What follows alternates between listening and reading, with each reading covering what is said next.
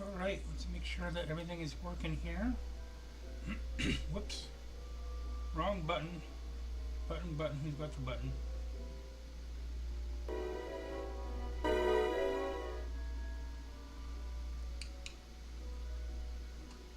Alright, let's make sure that everything is working here. Okay. For some reason, it's having a problem with Twitch. I don't know why. Excuse me. So, I am streaming, but it is on the Facebooks and the YouTubes. Let me close out a couple of windows here. Bum bum bum bum bum bum bum bum bum bum bum bum bum bum. One of my favorite songs. I was gonna do more of a Yule song, but it's not quite, close enough to Yule yet for some people anyway. Obviously, it is for me. What's up, Memoirs? I see you. I see the bad moon rising. Anyway. So, yeah, and I don't know why it's not showing. Hold on a second here. Is it showing all of my chat? Yep, okay, it is. Let me make this a little bigger so I can see what the heck I'm doing and what the heck people are saying. So, coffee break. Alright, so for those of you, the individual who is in here, and for anybody who pops in soon or later, this is the Celtic Kitchen, and I am the Celtic Cook. My name is Maeve. That's pronounced M-A-Y-V as in Victor. And it's Irish, so of course it's a weird spelling, As I've said many times, how the Irish figured out how to spell words is the Irish gods got together, okay, and they got drunk, which is what Irish gods do, and they got 2 bags of Scrabble letters and threw them into a bowl and mixed them all up, and then they started pulling letters out at random, and that's how they spell words. And Memoir says that's not coffee, that's simple. Oh no, honey. Look, okay, this is one reason why I use clear glasses. I have this one, and I have a glass, which is in the sink, getting ready to get washed, because I wash it like once a month. Okay, Because believe me, with my coffee, ain't nothing gonna live in it.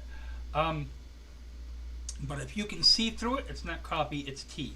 And there's nothing wrong with tea, okay? Because sometimes I will even put um, there. I will even put a live tea bag, a tea bag, not a live tea bag, a tea bag in my coffee, especially if it's one of the herbal flavored teas. And I tell you what, one of my favorite versions is to what's up, Geek? I see Geek in the YouTube chats. Hold on a second. I'm having a brain fart here. Let me shrink this down a little bit so I can see everything. I don't know why that's not. It's not showing. Of course, anybody who's seen my show for any length of time, any of my previous shows with my previous incarnations, whether it's hashtag not all hippies, the White Crone, Kama Sutra Scholar, all same person, all same runny mouth. Okay. Every single show I've had technical difficulties. Every single one. An hour ago I was working on the showrunner and I thought, I'm going to test this just to make sure. Okay. So I went to test it and it wouldn't connect to the internet. I'm on the internet, obviously, and I can, go to Google or whatever. My cable net was working fine, but the Streamlabs and the show was like, nah, not doing that. But I'm used to this, okay, as Geek can attest. I'm used to this. So I decided I'm going to put aside the showrunner for a little bit, so that's maybe a little shorter today. Of course, you know me, I get distracted by squirrel, so it might not be either, but... So I put aside the showrunner and I worked with that and got it to work finally. Swear to God, my laptop has been infested by gerbils or cyborg weasels or something, gremlins, whatever. Anyway, so getting on with the show. This is, like I said, the Celtic Kitchen show, and I am the Celtic Cook. Back scratcher. I'll explain why it's crooked like this here in a little bit.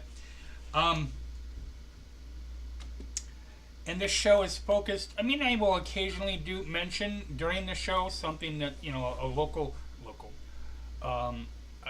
current topic or something. Not going to mention probably the most current one. Within the last few days within people's minds. And let's see. Geek says on Facebook. I can attest, and this is Geek. Yep, geekity geek. One of my followers. And he also has his own show, by the way. So you can check that out. You can put it either, I believe, why is it disconnecting? For some reason, it's, let me know if it's still running. It keeps disconnecting on YouTube. But it looks like it's still going. Chat disconnected. Chat successfully connected. What the fuck ever. Okay, like I said, technical difficulties, please stand by. Where was I? Talking about the show. Like I said, there's the event that happened a few days ago. I'm not really going to address that, other than people are trying to work through it, do what they can, when they can, how they can, and we're going to go on from there. So usually. Almost always, this show covers Irish-related topics. Not always. Like for example with food, because I always do a bit of food or drink or something during the show, and also during my clips. That's been on hiatus for about 2 weeks. I had surgery recently and was recovering from that and some family issues, and I was like, I'm going to take a little break for a little bit.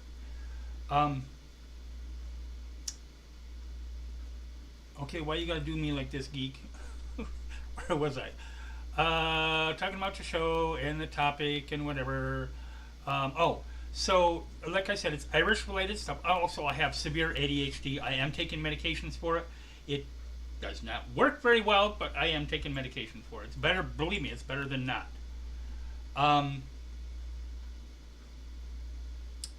But most of this stuff is Irish related, so I have done little bits and clips. For example, with the clips during the week, I've done things like how to make Irish coffee the real way. Okay. with a spoon. Got to have a spoon. And it's not just to stir stuff either. That's in the clip, okay? It's on the channel, YouTube channel. And if you want to check that out, you can check that out later or whatever. If you happen to watch this later, you can check those clips out as well. Remember to give a like, a comment, subscribe, all that, usual YouTube crap. I do Irish lore and history. So like I covered during one of the clips in one of the shows, I covered James Butler Yeats and a painting that he did called Bachelor Walk in Memory. Okay, and was about the Easter Uprising and what led up to it. I've also done Irish gods, Irish deities. Memoir says I used to make Irish copies when I worked in a restaurant. Yeah. And here's the funny thing. There's a great series of books written by Spider Robinson called Callahan's Cross Time Saloon. If you like odd but not, I mean, it's I was going to say not overly odd fiction. It is overly odd fiction because like it's a bar, okay, saloon obviously, and they have characters, regular characters, so like a German Shepherd that talks and is intelligent. A AI sort of, and this is way before AI, but an actual AI computer with an actual sentient being inside it. A vampire, a robot, an alien cockroach that's 7 feet tall, a couple trans people, a couple gay people, and a crew at a certain point in the stories. I won't tell you why. You have to check the stories out, okay? Because I don't want to give a complete spoiler, but it is a little bit of a spoiler. Who had somebody come in and try to destroy the place with an atomic bomb, and it went off and didn't really do anything. I mean, didn't even move dust motes. So it's explained in the stories. Someone once said that Spider Robinson was the successor, son of whatever, so to speak, of Robert Heinlein, but in a better way because he didn't have the misogyny and the queerphobia and whatever in there. So I actually like the series quite a bit. I wish I had the money to get all of them in paperback. I have a couple paperback. There's, I think, 12 books, something like that. It's quite a ways. So, Irish stuff like that. I do Irish history and lore, like I said. I talk about the different deities, certain religious practices for Celtic pagans. I'm a Celtic pagan, which we're going to get into on the show. I've done a clip on, the best places to visit in Ireland. I've done a few clips on Gaeilge, which is the Irish language, and that's how it's pronounced in the Irish language, is Gaeilge. And like I said, Irish spelling is weird. Dump a bunch of letters in a bowl, pick them out at random. That's Irish spelling. So, for example, my name is Maeve Siobhan, which is spelled Meabh Siobhan. Okay. To the American ear. Okay, it's obviously a little weird. I also cover Irish food. I cover, like I said, Irish history, Irish music. Not too long ago, I did a critique / review on Sinead O'Connor. One of my two favorite musicians are Sinead O'Connor or Shahada Sadakat, after she converted to Islam, and Karen Carpenter. Both of those had a huge, decades-long influence on me musically, spiritually, emotionally, mentally, etc.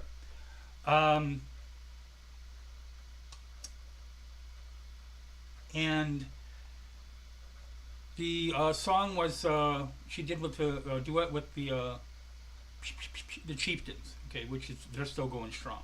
Okay, it's been a group been around for a long time, and the song is called Foggy Dew.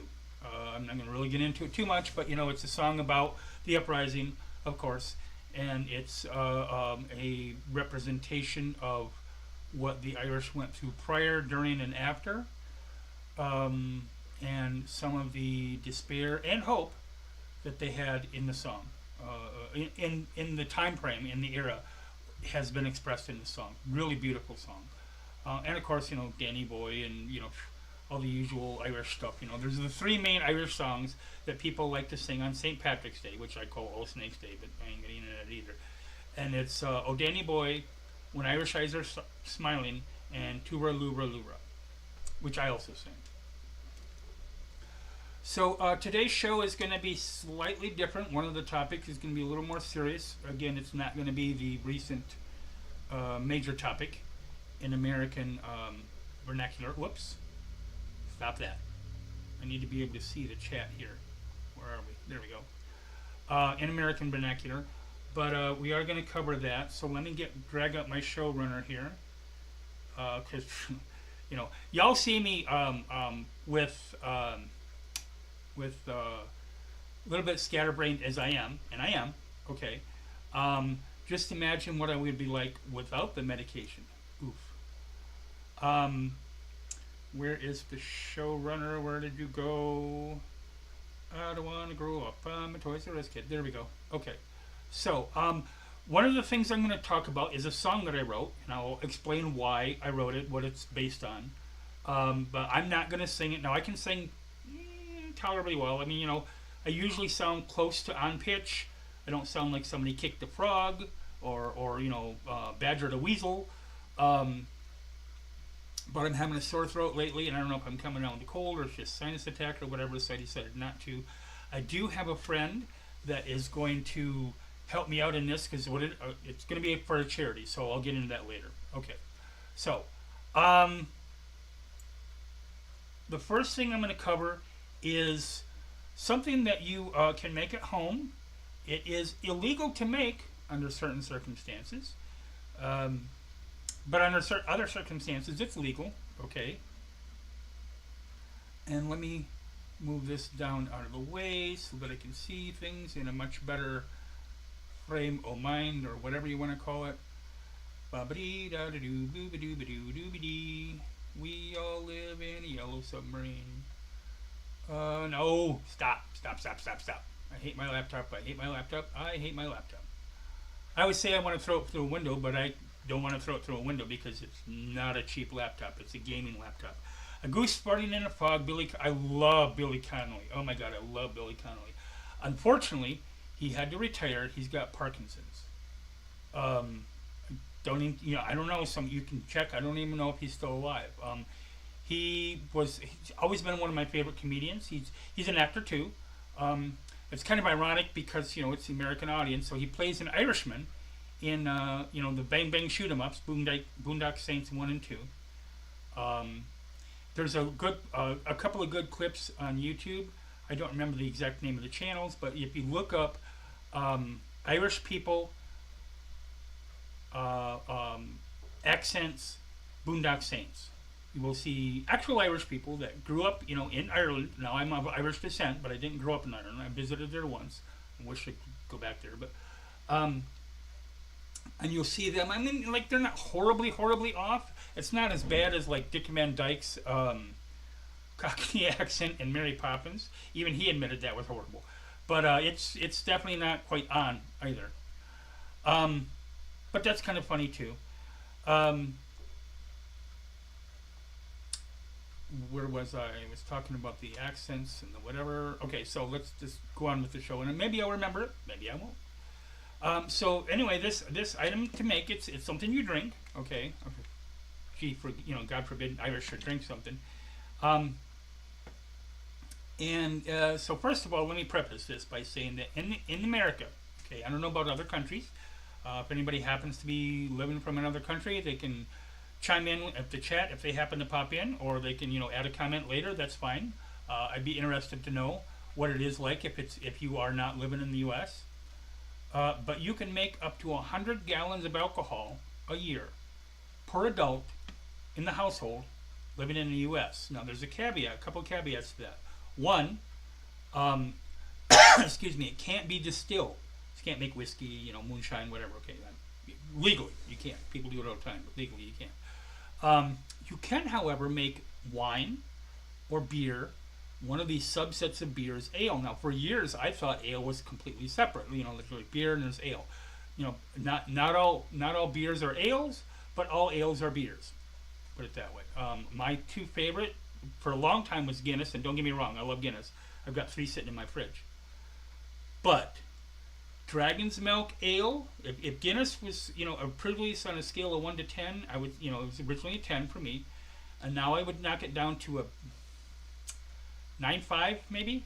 And DMA, Dragon's Milk Ale, depending upon the variety, but is generally 9.9. It is to me a little bit more superior ale than Guinness. I know that's sacrilege, okay, and I will drink Guinness, especially because I tell you what, Dragon's Milk is quite a bit more expensive.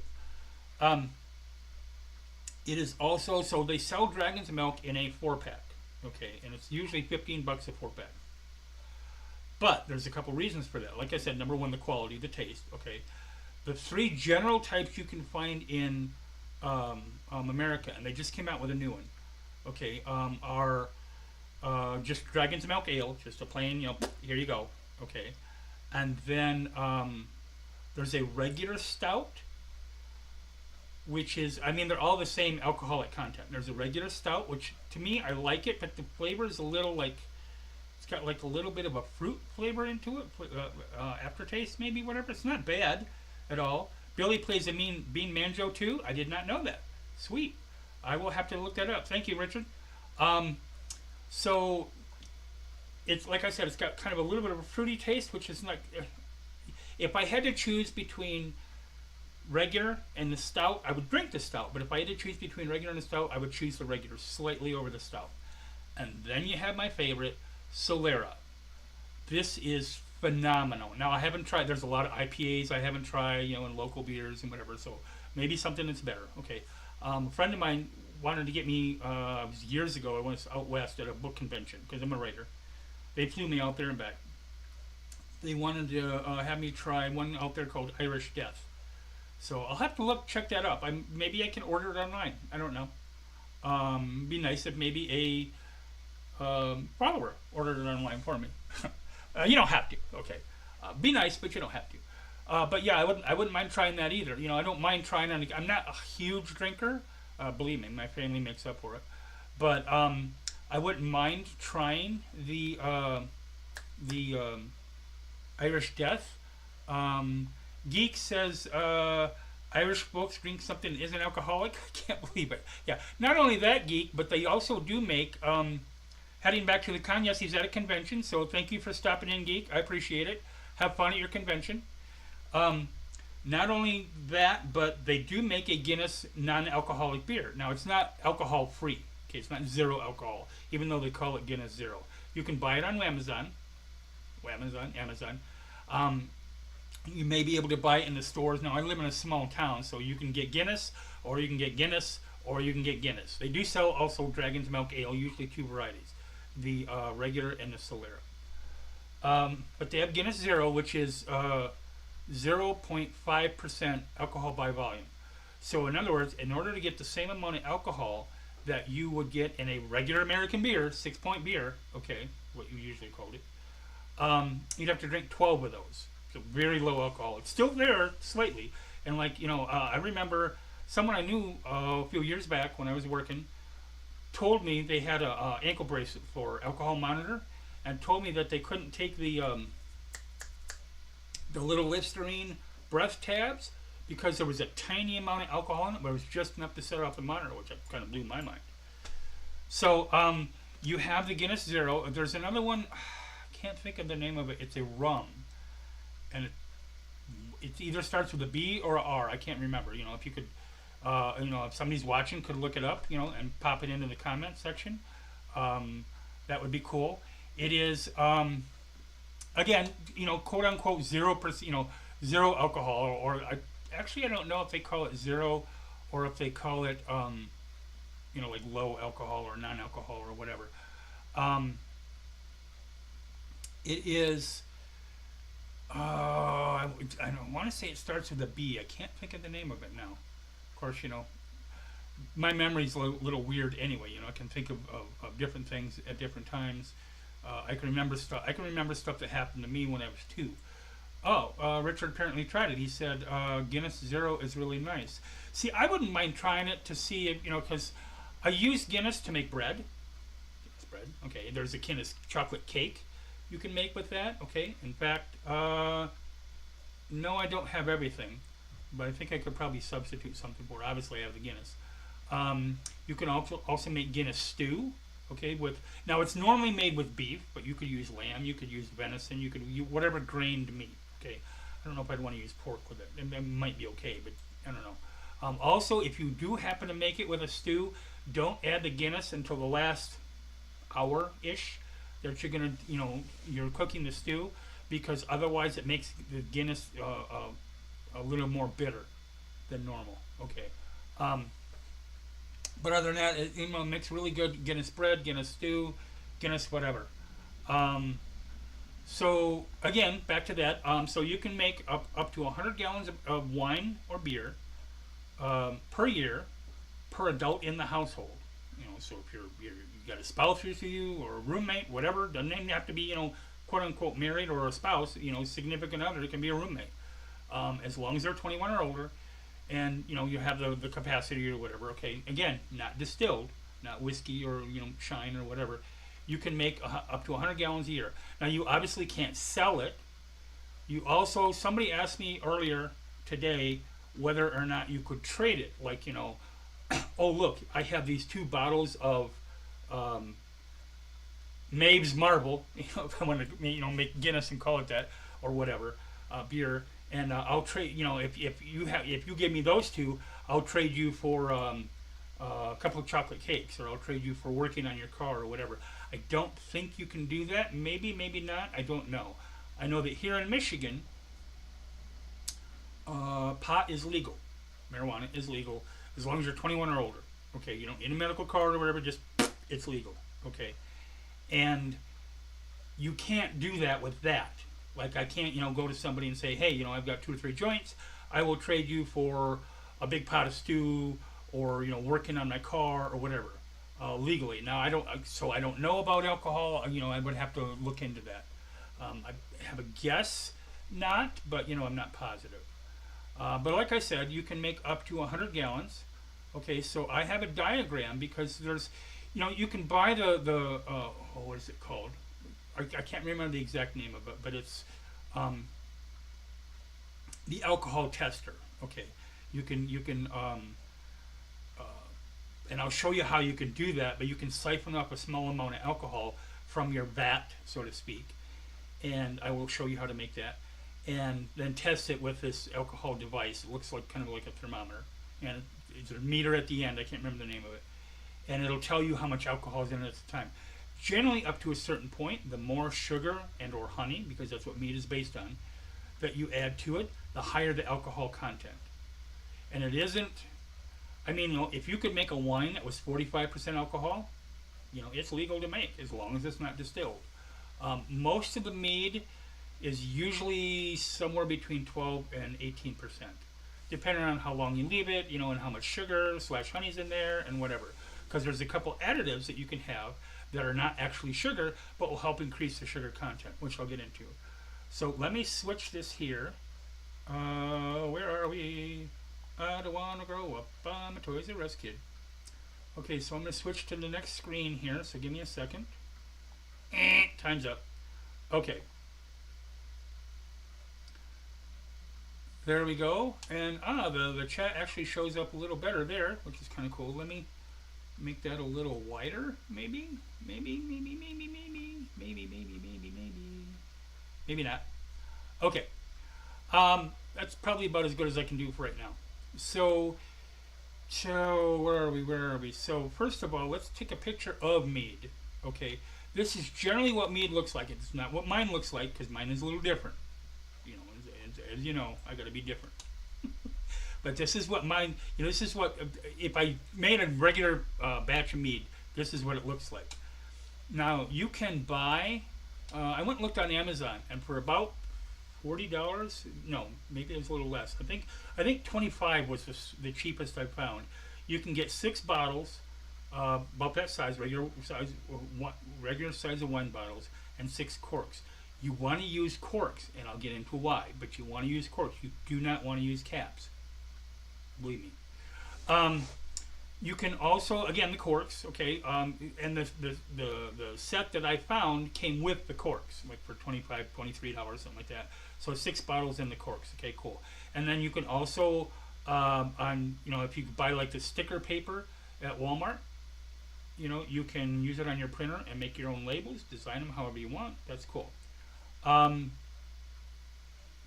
And actually, because I do a lot of logo design and minimalist art design, if somebody wants to do this, and they can send me a DM either on Facebook or whatever, and let me know, and I can design a label for you, and I won't charge you. I don't care. It'll just be something fun for me to do, and I would love to see, if you do it, I would love to see a picture of it. That would be awesome. So, you can make the wine, you can make the mead, okay, because mead is honey wine, okay, you can make the mead. But you need some things, and you need some, where's my thing next to the thing by the thing? Okay, so what you need is your alcohol making device. Okay, that is this thing right here. It'll pop up on the screen here in a second. I hate the delays on this. It drives me up a wall. Okay, it popped up on Facebook first, which is kind of confusing, but okay. Of course, Facebook doesn't have as long as of a delay, I think, as this. So, first of all, that is a 5-gallon bucket. Okay, you can buy. I've got the list. I think it's in the description. If not, I will add it to the description so you can have links for all this stuff. Okay. You can buy fish hose, which we'll get into, for $5. I think $5.99, $4.99, $4.99, something like that. You can buy a 5-gallon food grade bucket, which is what you really need, with the lid, for $5 or $6. Okay, that's the only thing you're really going to spend a lot of money on, and I'll get into why. Okay, so you have the mead mixture, the gas port, which is on the top, and I'll explain that.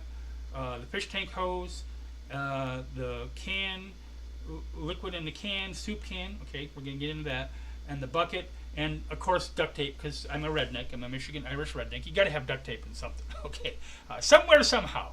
All right, Memoir says I'm going to have to try this. Now, okay, so let me go into a very short, for me, story on making mead. First of all, you can make it in a 1-gallon jug if you want. Okay, you don't have to have this huge thing sitting in your house or your basement or whatever. Okay, if you want to make just a little bit to start with and see what it tastes like, more power to you. Okay, again, cork, not cap. But you can make it in a 1-gallon jug. I did that, however, and I went. This was back in the first time I made it was in like 86, 87, and I was living in a small town, and the landlord was a redneck like I am, and I happened to mention one day that I had made a gallon jug of mead, and it just didn't taste good. So he asked me, what I was doing, because he apparently made mead quite often, okay, and beer. And I told him, he asked me where I got the recipe, and I said I got it from Mother Earth magazine. Now you would think that a hippie magazine would have a good recipe. No. So the only difference in the recipe was, you have the packets of yeast. You can use either you get a jar with you can use a spoon to measure it, or you can get the dry packets, whatever you want to do. Okay, you have to have yeast for this, but they said 1 package of yeast per gallon of wine. I didn't know the difference, cool. So I put the 1 packet of yeast in there, and it tasted like nasty yeast water. So I talked to him about it. He said, no. Use 1 packet of yeast per 5 gallons of wine. Okay, and I did it. We're going to get in a little bit into the recipes, not quite into the weeds, but I will put a recipe in the description. I don't remember if I did or not. I will put a recipe in the description for the exact amount, for the water, the yeast, the whatever. Okay. And I made the first batch I made with the proper proportions of 1 package of yeast per 5 gallons of mead was orange. Now, see, here's the thing. You can put anything that's a fruit. I mean, you could probably do another vegetable, but it's kind of weird to make broccoli mead. I suppose you could, but no. But any fruit, you could, watermelon, although that'd be kind of weird, but watermelon or muskmelon or apple or orange or strawberry or whatever. Okay, because all those are not only fruit but have sugar in them. Okay, what you have to do is you get your bucket like you have. Okay, fill it about halfway full. You select the amount of fruit that you want to put in there. There's no quote-unquote recipe. You could put a cup in, you could put 5 cups in, it doesn't matter. You puree the fruit. Okay, so if it's apple or orange or whatever, obviously you got to peel it. Okay, you puree the fruit. It can be, like for example, it can be orange juice. You could even use apple juice or orange juice. You don't have to actually puree the fruit if you don't want to. I would suggest using, for example, with orange juice, I would suggest using that has something that has a lot of pulp in it, because you're going to get that flavor. Okay, and it will settle down. So, say you fill it halfway with water. Okay. And preferably what I like to do is to use a large kettle. I have a 3-gallon kettle and a 4-gallon kettle. Use a large kettle and boil the water first, just to make sure. Okay. You get a better flavor with the mead than you do, I've found in experience, with just putting tap water in there. Fill it halfway. Dump whatever amount of fruit puree that you're going to put in there. Okay. Dump whatever amount of honey that you can put in there, and you can add sugar. Again, generally, the higher the alcohol content, the higher the sugar content, excuse me, the more alcoholic percentage that the mead is going to be. Up to a certain point. I wouldn't put 4 gallons of fruit and 1 gallon of water. It's not going to work like that. But I would say up to half a gallon. Personally, I wouldn't put more than that in there. But again, it's your choice. It's your belly, it's your tongue. Do whatever you want with it. So you put your puree in there, okay, or your juice, excuse me, your honey, your sugar, stir it up, fill it up with water. Now that lid has to be able to be sealed, okay? So if it doesn't seal very well, what you can do is you can take duct tape, first use of duct tape, okay, and run it around the rim. A couple layers I would do, okay, so stripes, whatever you want to call it, so that you get a good seal. Coffee break. Once you do that, obviously, hello, you've got, how are you going to get the rest of the machinery to work? Okay, you have to drill a hole. I mean, you can do the hole prior, but you have to drill a hole in the lid, okay, and it has to be small enough, cut a hole, whatever. It has to be small enough so it just barely is larger than the fish tubing, okay? And so what I would do is, before you put anything in there, put the lid on loosely, make the hole, throw the fish tubing in there, okay? Because what you're going to want is, you're not going to want it completely towards the bottom. You want it at least maybe 2-3 inches off the bottom, okay? But you don't want it too much lower or higher than that either. You don't want it on the top. You want it near the bottom, okay? And there's a reason for that. Now, once you get that fish tubing coming through the top, you seal it, okay? And I mean, you could use duct tape, but it's not very. It takes a lot. Whatever you put caulking around there. I personally would use and have used fish aquarium caulking, because it is basically hypoallergenic. It's not going to put any chemicals into. You're not really touching the mead, but that's kind of the idea. Okay. And then, so I'm going to use the handle of the cup here to show you. Okay, so you have the tank, you got your mead liquid, you got your lid on, you got your hole coming out. Okay, so you bring that hole out, not a sharp bend, but you bring that hole out and you bring it down, as you can see in the diagram. Okay, then you duct tape, again, a soup can, cleaned out obviously, to the side of it, where that where the hose sticks down in. Okay, not all the way down in, you don't want it touching the bottom of the can, but you don't want it a little bit lower than halfway, okay, and fill the can probably half inch maybe below the top with water, okay. This is going to create a valve system, all right. So you fill it up with water, most of the way with water, okay, and you can check it. You're not going to worry. I mean, you can distill the water if you want to, but it doesn't necessarily have to, because it's not going to come back into the tube, and I'll explain why. You're not going to want, like I said, you're not going to want it too low, you're not going to want it too high, okay. So how this mead is made, okay, beer, wine, whatever, okay, it's fermented. That's what the yeast is there for, okay. So what happens when you ferment something like this? It produces a gas, okay. So you want that gas to vent but you don't want anything coming back in. You don't want air coming back in. Okay, because what happens is, if you do that, if there's, say, a leak, you didn't seal the top good enough, you didn't seal the side of the lid good enough, okay, you get 5 gallons of vinegar. Which, if you need 5 gallons of, orange vinegar, whatever, I guess that's fine, but you really didn't want that. So make sure that your seal is good. Okay, so what happens is, again, the gas created by the fermentation of the yeast is going to come up. See if you can see this. Make sure. Those go with lunch. I'm assuming it is. Okay, it's generally in the area. So the gas is going to come up the fish hose, out and down into the tank, the cup, soup can. Try it again. Okay, and it's going to bubble out slowly. Okay, it's not like it's going to bubble forever. Okay, I mean rapidly. But that surface tension and the pressure from the yeast gas rising is going to keep the water and any other gas coming back in. It's going to keep all that out. Okay. Again, there's other than the water level and the amount of honey and sugar. Okay, generally I put a pound of sugar and at least 1 bottle, 6 ounce, 8 ounce, whatever. Okay, of honey in there. While it's, I would only fill it up about maybe a quarter to a third of the way. Put that stuff in there and stir it. Okay. It also helps if you use warm water. You don't want it hot because you'll kill your yeast, but you don't want it cold either. So you want a little warmer than room temperature. Okay, where you can not quite bath water hot, but maybe a little less than that. Okay. Say I would say 100 degrees, maybe, probably no more than 105. Okay. So you put a quart of water in there that's warm. Stir it all up with your yeast and everything. Fill it up with the rest of the way, again with warm water. Okay, you don't want cold water in there.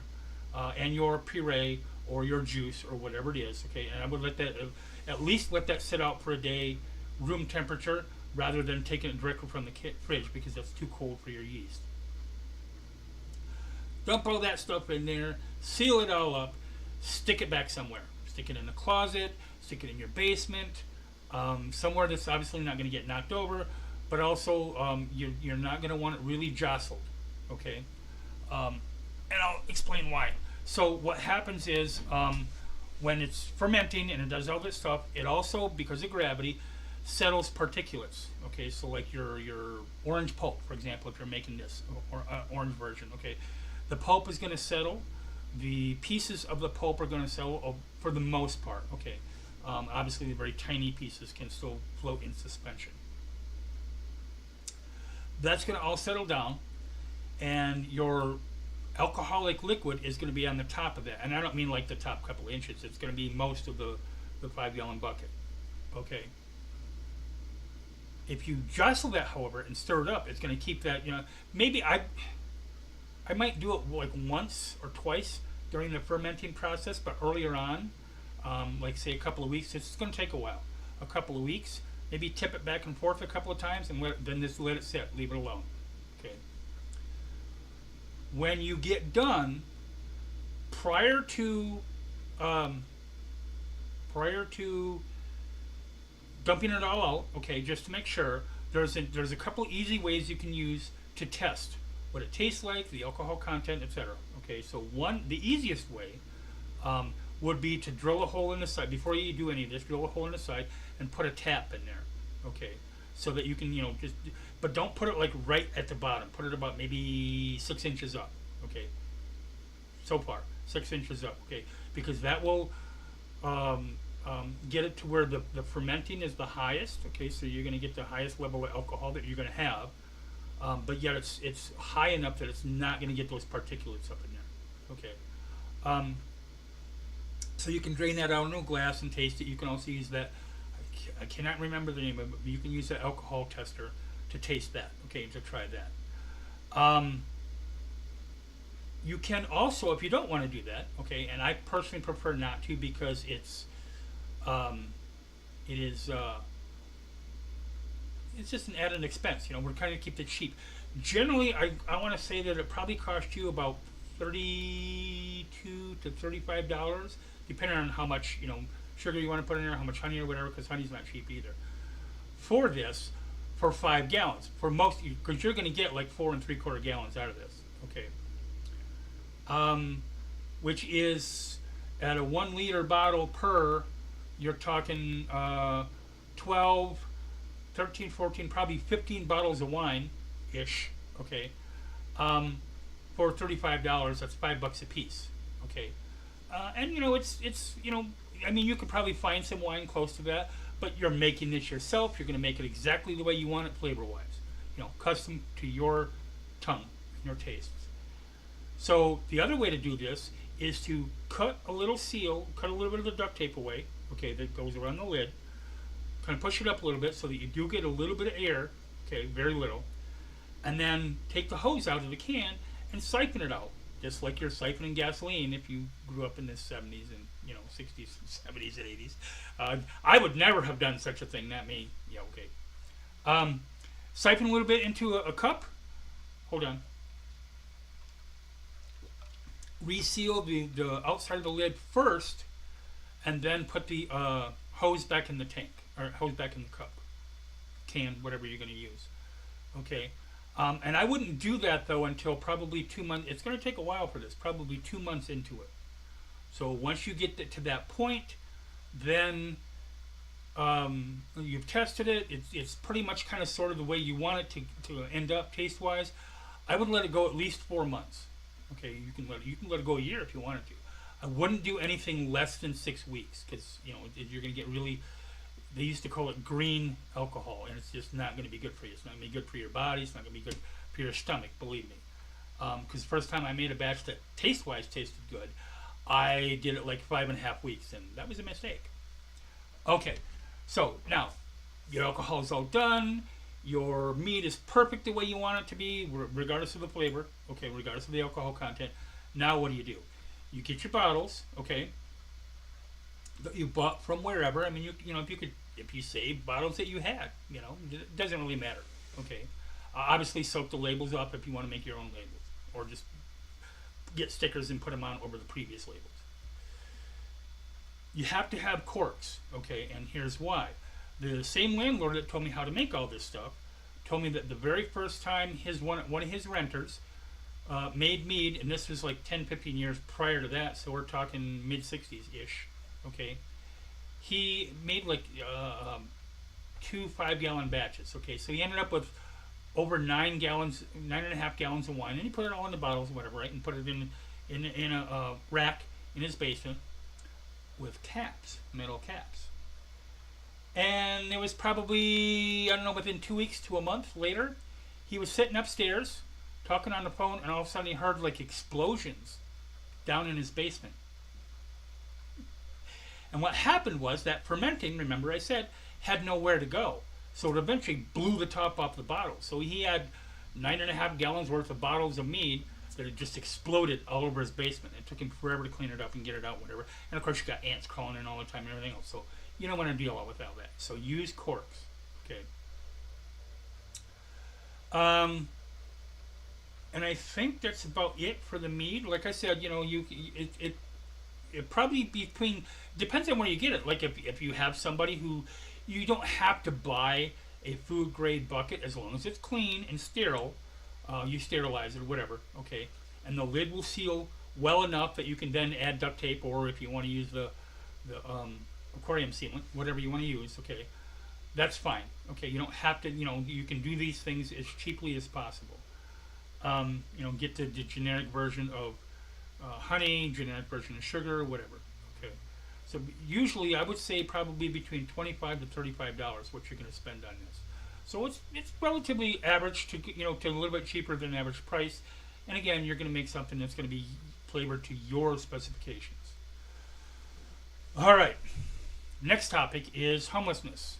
Okay, I have been homeless twice, and there's a difference in general current vernacular between homelessness and houselessness. Okay, houselessness is you're sleeping at friends' houses on the floor, which I did for a year while I worked full time, almost a year.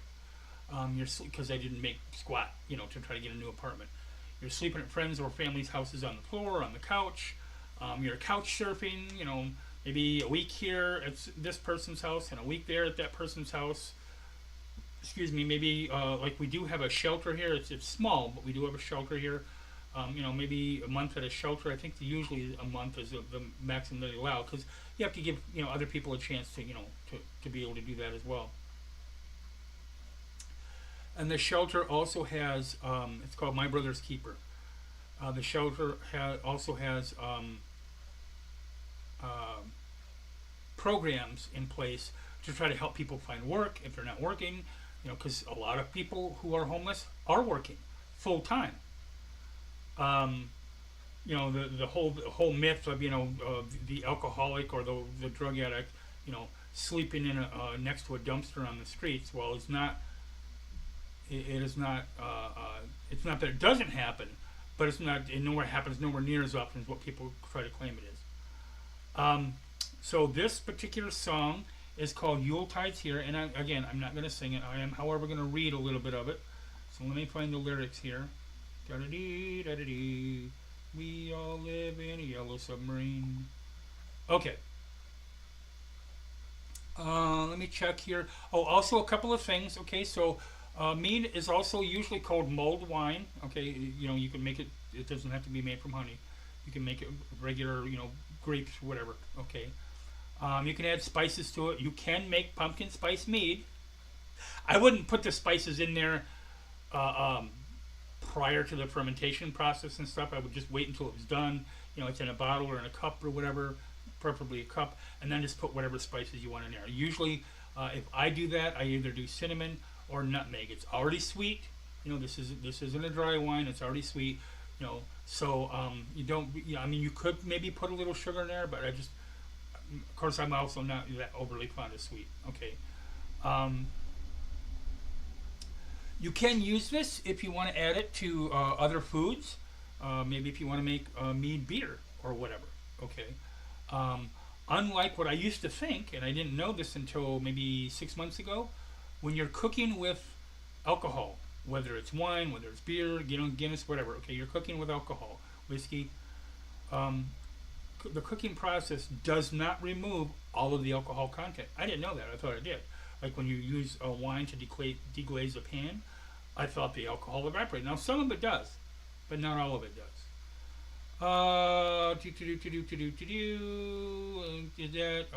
Like I said, it is illegal to make alcohol, even this, and sell it, but you can just make it for personal use. 100 gallons per adult per household, per adult that lives in the household. You can also make gifts out of it. Okay. You can use store-bought honey, which is the easiest, but you can also use a honeycomb, because you would then take that out at the time when you after you're all done. You also strain the wine. Okay. The slowest process, although it works the best, is like a coffee filter. Okay, or some sort of really fine sieve like that. You can also use like different layers of cheesecloth. That would help get rid of the biggest particulates. It's not that good cold. It's okay. It's not horrible, but it's not my favorite. However, if you heat it up, whether it's in the Nuki wave or on a stove, whatever, that works as well. Okay. And it's far better flavor. Okay, like I said, generally 4 months or longer. Okay, so this song is called Yuletide's Here, and what I want to do, if anybody out there who's watching the show or was watching it later, okay, I do have a friend that sings pretty well, and so she is going to give a crack at singing the song.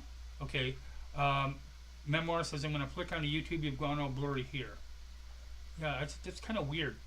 Let me refresh the page here and see why. Get back here and see why that is. See if I can find out why that is. Ba-da-dee, da-da-dee, we all live in a yellow submarine. Huh.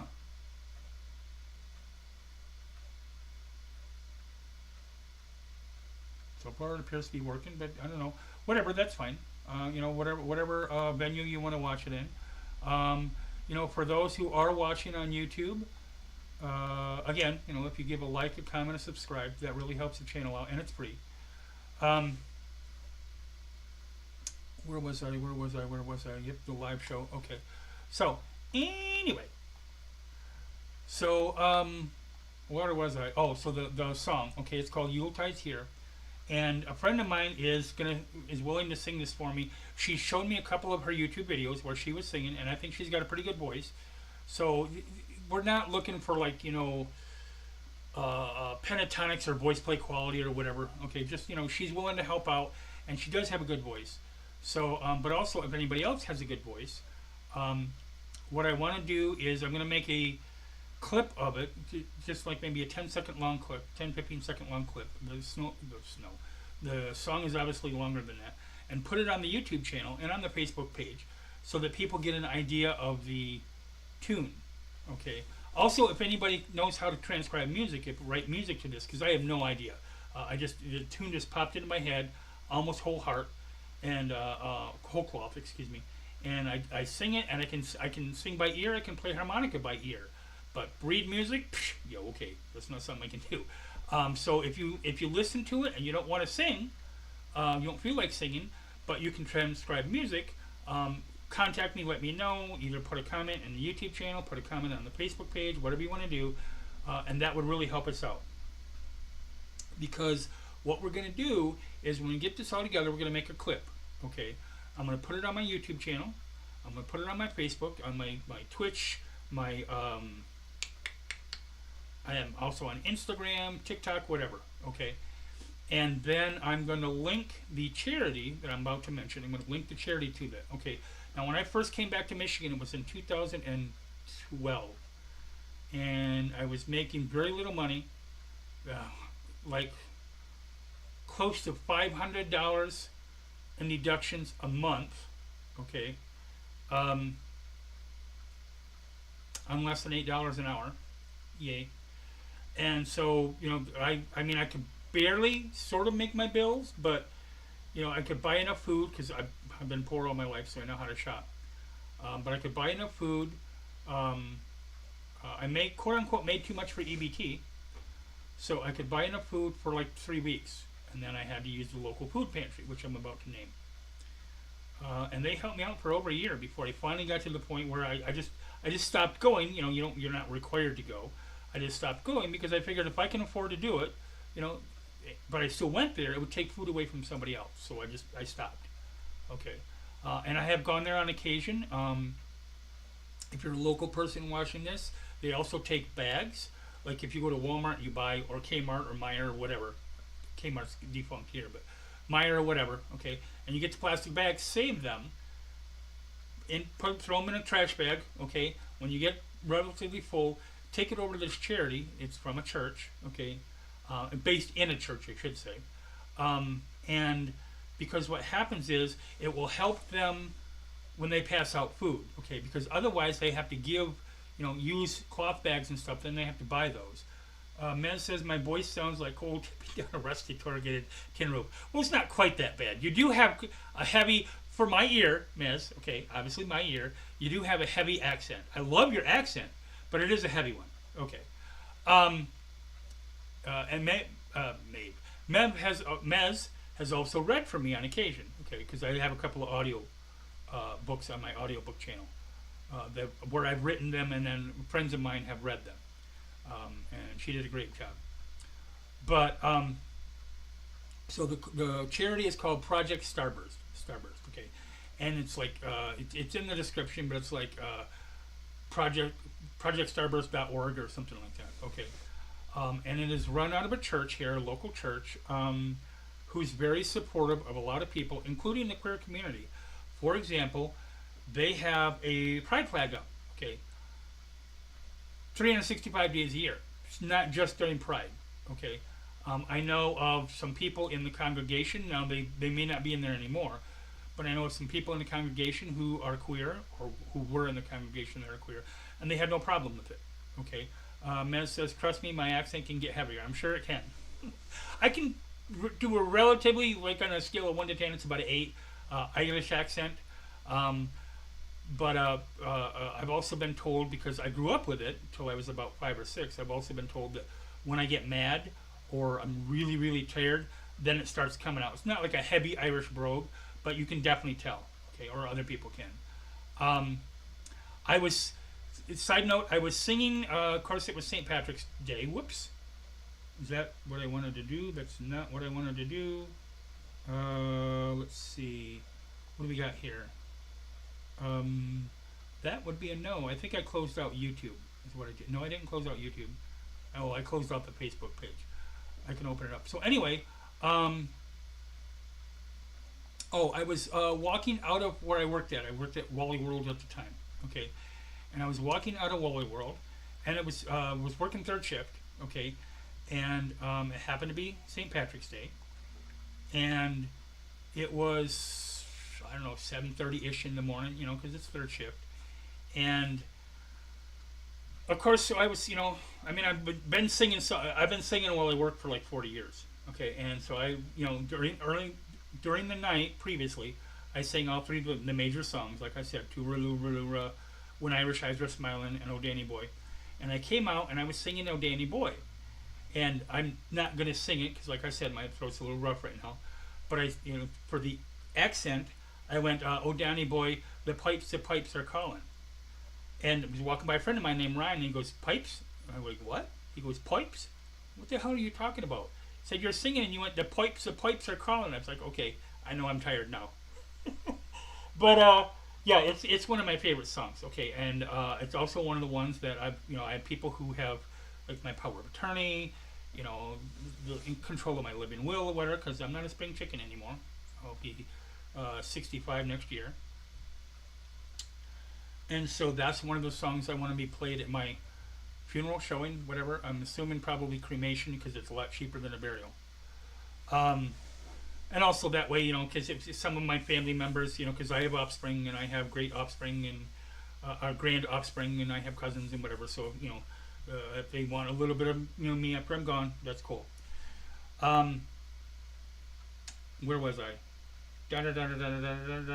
Batman. I was talking about the Irish songs. Okay, so anyway, so the song is called Yuletide's Here. Let's see, where is my showrunner, or is that what I closed? Yeah, that's what I closed out. Okay, so why are we? Oh, I was confused. Not that it's the first time I've been confused. Not that it will be the last. Recent documents. Showrunner. There we go. That's what I closed out. Okay. I was confused. So let me scroll down. I mean, I know the lyrics, but let me scroll down to the lyrics. I'm gonna read. The song is written as a madrigal, which is it's a sort of a medieval style of song / music.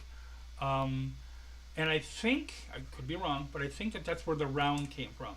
So, for example, I think one of the most famous versions in America is Row, Row, Row Your Boat, where you start out, row, row, row your boat gently down the stream.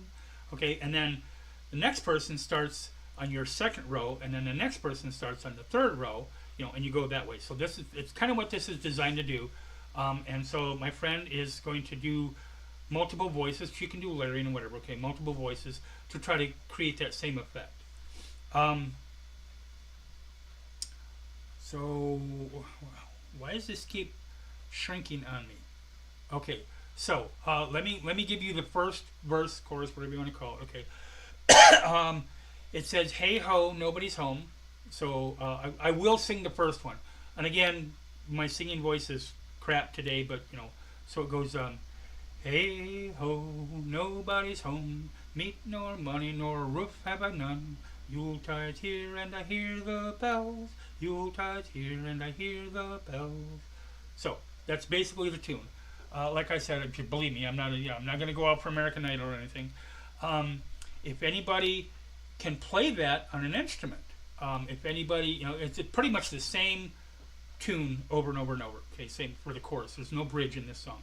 If anybody can play that on an instrument and record it and send it to me, or you can sing it, or you can also transcribe it in music, whether it's harmonica or guitar or whatever. I don't care. It would be kind of cool to add to it. Then it goes, snow falls, blanket on the ground, snow falls and it doesn't make a sound. No roof, I don't have a home, no roof, on the streets I roam. Death comes quiet as the night. Death comes, the stars are shining bright. I don't remember the exact statistics, but I think it's somewhere along the lines of 750,000 people in America are homeless currently. There may come more, and winter's coming on.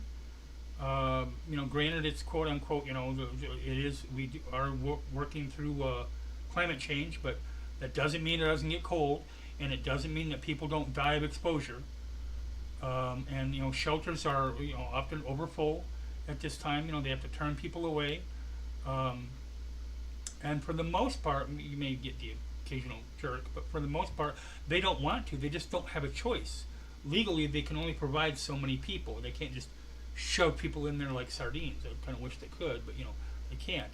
Of course, then you have people like certain mega preachers down south who were shamed into offering space in their churches after hurricanes when they initially said they weren't going to, but because that's something apparently Jesus would do.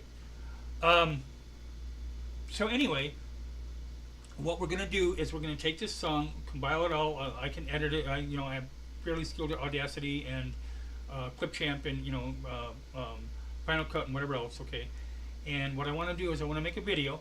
Okay, I'm going to use different images of homeless people that I get off the net in the background or as part of the clip. Okay, probably going to be about 2 minutes. It's not a very long song, 2.5 minutes long. Okay, but at the end, I'm going to have like links to some different resources and whatever for other people, but also especially for this local charity, Project Starburst. They provide, they're a food bank, and again, it's free. Okay, but they also, people donate clothes, people donate books. I've gotten quite a few books. I love to read. Got quite a few books from there. I remember I told you that when I first started working here, I was making crap wages and barely able to survive and whatever. And while I was at work, I lost my wallet 3 days before payday. Well, the place I worked at, you had a pay card, okay, but I hadn't gotten the pay card yet, so I had no way to cash my check. So I had to get a new pay card, but in the meantime, that's 4 or 5 days, without food, and late on my rent payment. So what they did is they wrote a check. Well, I say write, they had typed up on the computer, but they wrote a check out, okay, for me to take to the Secretary of State. I couldn't take it anywhere else and cash it. For me to take to the Secretary of State to pay for the amount to get a new ID card or a new license if you're driving. Okay. They also do a utility assistance, all sorts of things like that. Okay. When they have the money, I mean, they get so much from the government, they get so much from federal government, so much from state government, they get so much from private donations, and when that runs out, it runs out. So the help is usually, not always, but usually on a first come first served basis. Once they run out of money, they run out of money for that year. But they're a very good organization. They're run out of, I believe it's the Lutheran or what is it, Methodist Church? I can't remember. It's here in Big Rapids, Michigan. Okay, if you want to, you can go to their website, projectstarburst.org, and donate directly to them. That's cool too. But like I said, I'm going to make this clip. I'm going to put it on all of my social media, give their links, and maybe a brief description of what they do and how they work and etc. They're a very good organization. So, last thing in the show. How long have I been yakking here? A little over an hour. Not too bad. Okay, usually I can talk for 4 hours at a time. I'm trying to cut that down. So last thing in the show is Yule. Now, first of all, a lot of people, myself included, I thought this at the time, up until about 20 years ago, thought that Yule came from Ireland, from England. Okay, it doesn't. It's originally Nordic in origin. Okay, it eventually moved west, okay, and got into England, and Ireland and whatever, okay. The UK. Excuse me, but it originally came from the Nordic countries. But, it's celebrated all over the world. A lot of people are modern pagans, and they celebrate it. Some people have the history in their family for years. It is, and there's a lot of traditions. I would say probably, completely guessing, 90% or more of the traditions of Christmas come from Yule. Okay, I'm going to get into that. Come from Yule. Um, and in this context, that's not a criticism of Christianity or Christmas. That's just what it is. Okay, because I've made criticisms before. But anyway, so let's see. So first of all, where is my thingy next to the thingy by the thingy? Okay, so we're gonna hide the me thingamajabber. Okay, so this is a woodcut drawing that I found. Okay, I love woodcut art. Absolutely love it. I have a book out. It's been out for 4 or 5 months. Called Food for the Seasons, and it is a pagan cookbook. You don't have to be pagan to get the use the recipes. It is a pagan cookbook, and what it is it's instead of like this is the poultry section and this is the salad section and this is the soup section. I don't do that. Okay, it is 4 menus, full menus for the 4 quartermass is what Christians usually call them. The 4 quarter holidays. Okay, so there's 2 solstices and the 2 equinoxes. Okay, um, um, um, summer and winter solstice and spring and fall equinox. Okay, which is the 20. I believe Yule is the 23rd this year. Okay, and so what it is, there's it's an entire menu, recipes for an entire menu for the meal. Okay, for the full meal. So, for example, with Yule, because it's a cold winter month, okay, you want something to warm that belly.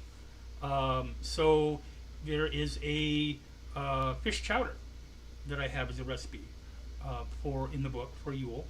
It includes Maz says I'm a Celtic witch. I've got that book.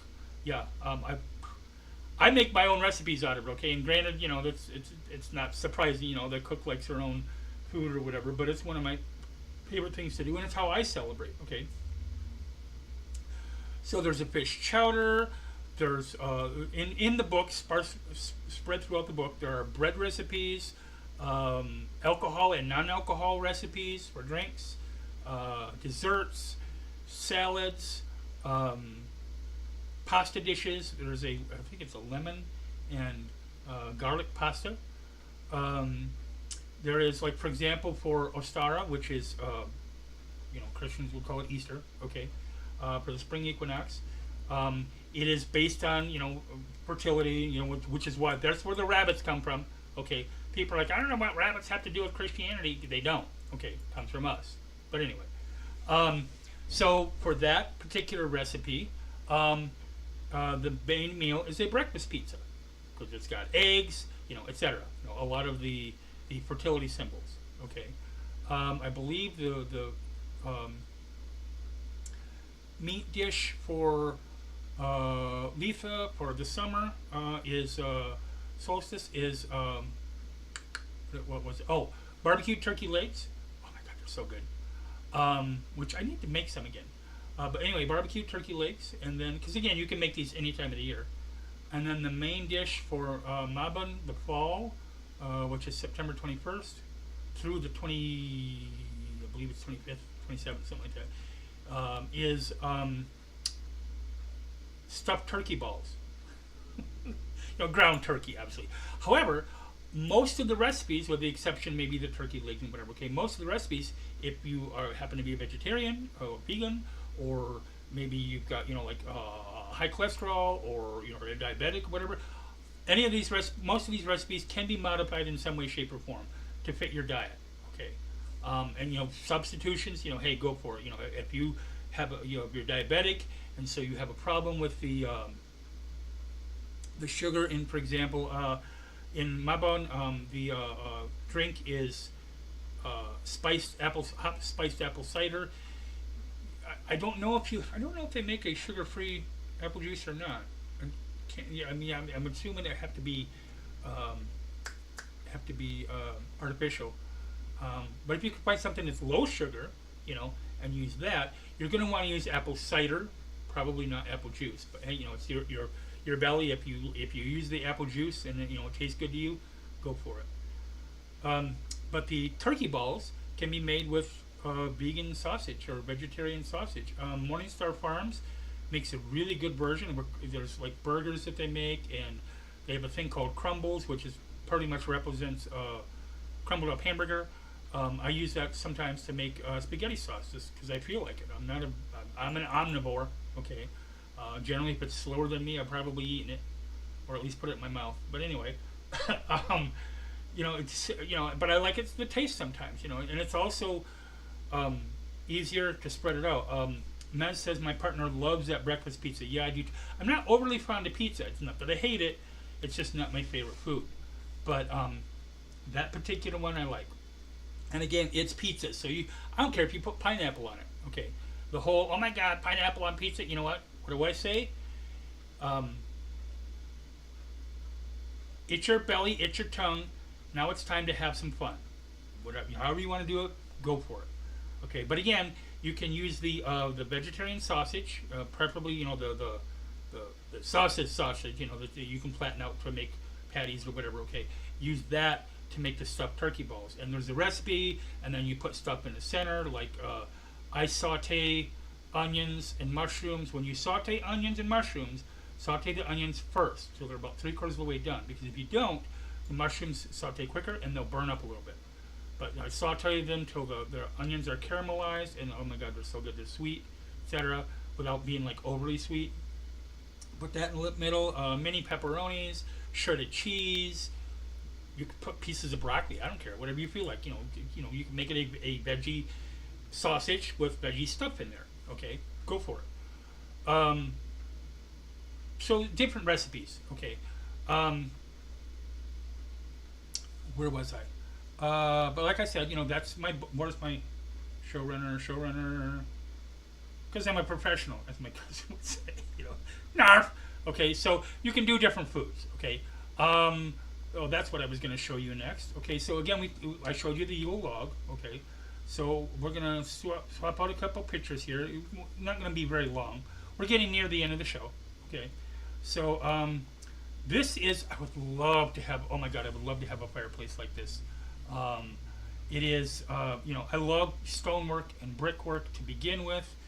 And then when you have something like this, I love fireplaces. I love wood stoves.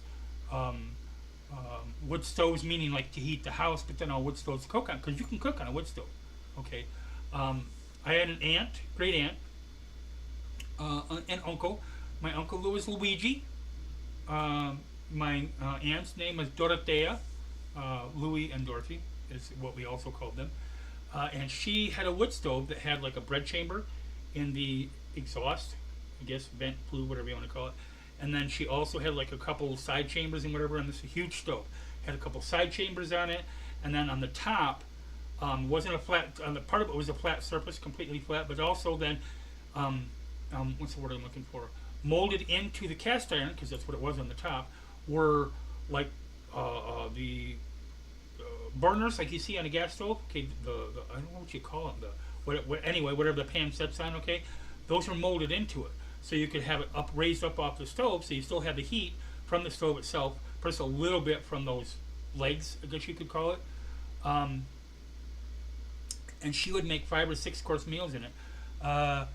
Kamalian says, I've always wanted a fireplace like that myself. Oh yeah, oh my god. So, to plug somebody else, okay, Lehmans.com, Lehmans, no apostrophe, .com. Okay, this started out as a catalog for the Amish years ago. Okay, and some people who knew the Amish but weren't Amish themselves or whatever. Okay, because obviously they're not going to be on the internet. Got some of the stuff from there. You bought whatever it is, which I'm going to explain what they sell in a minute. Okay, and so they asked them. So it became a huge in popularity among the more rural areas. Some people probably in the cities or larger towns or whatever might buy it. Like I live in a town, okay, a small town, 8,000-ish people, but I would if I had the money, I would spend way too much money at this store. Okay, now granted they also sell like pajamas and nightgowns or whatever, but they sell like cast iron muffin pans that are shaped for designs. They sell all sorts of cast iron cookware, okay, bread pans and frying pans and whatever, okay. They also sell wood stoves and then cook stove wood stoves. And like I said, the one that I look at, Ken Leon says, I take comfort in the fact that outdoor boarding is generally legal in these parts. Sweet. What I also like is, oh my god, I wish I had this. I don't know what the price is now. 5 years ago, it was $4,500 for this wood stove. A soapstone wood stove. Soapstone is one of the most beautiful things that you could see in, because the sides of the stove and whatever. Not everything on the stove is made out of soapstone. Chambers and like baking chambers. Oh my god, it was so awesome. Okay, yeah, I would love to have that. Of course, I would love, my dream place would be to have a cabin in the woods, surrounded by at least 2 or 3 acres. Okay, have a cabin in the woods with a fence row of trees around it. Okay, in fact, I'll get into that in a second. Fence row of trees around it, and then a garden out back, etc. Okay, wood stove, whatever, and satellite internet. Okay, because they'd be out in the country. National Arbor Day Foundation. I believe they still do this. You don't have to do that if you don't want to. You can just donate money. But if you donate to them, it used to be $10. Okay, if you donate to them $10, depending upon your area and depending upon the planting time, they will send you 10 trees in your area. So, like for example, here might be oak, birch, pine, jack pine, whatever. Okay, which is a separate type of pine. Spruce, birch, elm. They send you, and I don't know if you can select or if they just send you whatever they want to send you. But $10, you don't pay for shipping. They send you the trees, okay, and then you can plant them wherever. So if you wanted to, you could pay $10, support the organization, and then maybe give them as a gift to a friend, or plant them somewhere in memory of someone. Whatever you want to do it, because obviously be a little suspicious if you went to plant a body. But if you got permission, I think you have to have permission to do it on state land. I don't know, but if you got permission from wherever, okay, you wanted to plant it and planted it, I think that would be a cool thing. Maybe buy them and then go to a library and ask if you can plant it somewhere on the library grounds as a memorial to someone, or as I want to say testament, but to represent the library itself, something like that. Whatever you want to do. So anyway, $10 for 10 trees. I mean, obviously they come small to begin with, but you can't beat that. If I had the land and the space, I would hopefully get all spruce, because I love Christmas trees anyway. Being that I'm a Celtic pagan, slightly odd, and of course I also love Yule, but I grew up a Christian, okay, and then a cultural Christian, I guess you could call it after that. But I've always had a fascination with and a love of Christmas. I have just about every single Christmas cartoon ever made. I love a lot of Christmas movies. I don't do like the Bad Santa or the whatever stuff like that. I'm just not interested in that. I'm more of a traditionalist. I have most of it, like I said, most of the Christmas cartoons. So, for example, I have The Grinch this whole Christmas. Okay, I do not have Jim Carrey's version of The Grinch. Other people might enjoy it. That's fine, cool and dandy. I watched a few clips on YouTube. I was like, nah, not for me. Of course, Peanuts Christmas and Garfield, Polar Express, etc. All those. I have a CGI animated version of A Christmas Carol. I also have Christmas movies like A Christmas Carol with my favorite version is George C. Scott as Scrooge. I have Miracle on 34th Street. I want to say Vivian Leigh, maybe. I can't remember the actress's name. There's two versions. One, I think it was Edward, can't remember his last name, that played Santa. But there was also one, I want to say there is, this is my memory, but where Sebastian Cabot, who played the butler on All in the Family, he played Santa in one. Both black and white. And of course, so is the A Christmas Carol. Disney even. Okay, now there's a lot of Disney Christmas cartoons and stuff. I don't care that much for the modern stuff. But for years I put off, I think it's called Once Upon a Christmas. The Disney animated, there's Daffy Duck and Daffy Duck. That's Warner Brothers. Mickey Mouse and Donald Duck and Goofy and whatever, okay. And for a long time, years, I put off watching it because I'm like, it's Disney and I'm not that fond of Disney stuff. I'm not going to watch it. There's a few Disney things I like. And so funny, one year I was like, I'll break down and watch it. I watched a lot of the other stuff, over and over, which I'll get to in a second. and I watched it. It's one of my favorites. I really like it. Okay, and then there's Rudolph. As people who have, I've discussed this on previous shows. I've discussed this in my Facebook variations. I have 3 Facebooks right now. I have my Mouthy Activist one, I have my personal one, and then I have the Celtic Kitchen one. I've literally seen Rudolph over 100 times. That's not an exaggeration. It came out in 1964. I was 4 years old. Now, we didn't have a black and white, we didn't have a color TV until I was 9. So the first time I watched Rudolph in color, and then the first time I watched The Wizard of Oz, which starts out black and white, and it blew my mind. I was like, what? Because I'd never gone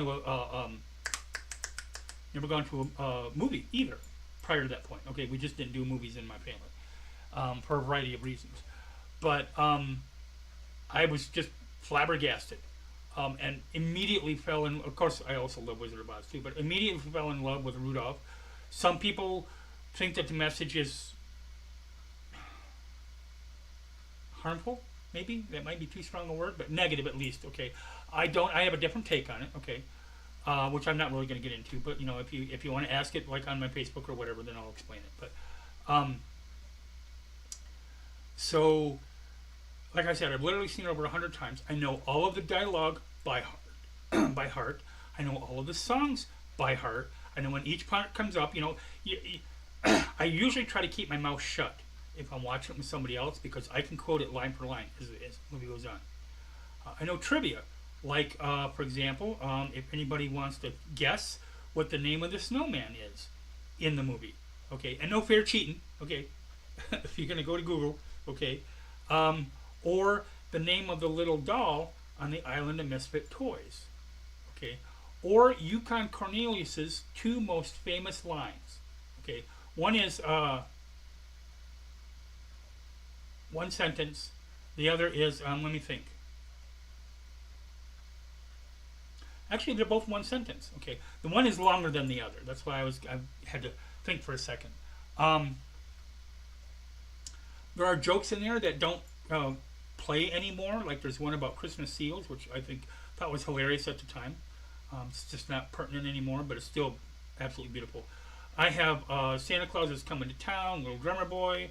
One of the most pagan versions, which I absolutely love, is The Life and Adventures of Santa Claus, with the great god Og, who has antlers.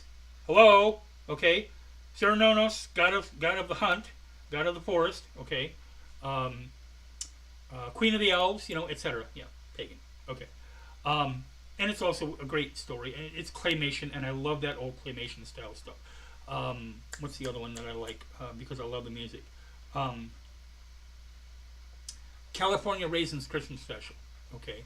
And then also, I've actually, I made a meme of this, okay, because, there's a lot of sites where you can take a picture and upload it, make a meme. And the one where the goose is saying something to someone? The Year Without a Santa Claus, I love that one. Put one foot in front of the other. Anyway, so, but the goose one where the goose says something to a guy and then he's running away and the goose is chasing him, okay? So mine was, I'm going to say it and then I'm going to sing it after that, but mine was in my mind, okay? And then as he's running away, the goose is like, sing, motherfucker, sing! And the way it goes is, in my mind. Obviously, I can't sing as good as they can. If you know that line, okay, 3 words that instantly tells a lot of people that's a Christmas song. And instantly where it comes from. And in fact, I put it on my Facebook, and someone mentioned that they sent it to their partner who absolutely loved it. Okay, so, look it up. Okay, in my mind, Christmas song. It'll immediately come. You may have heard the song before, you may have not. Okay, but once you hear it, you're never going to forget it.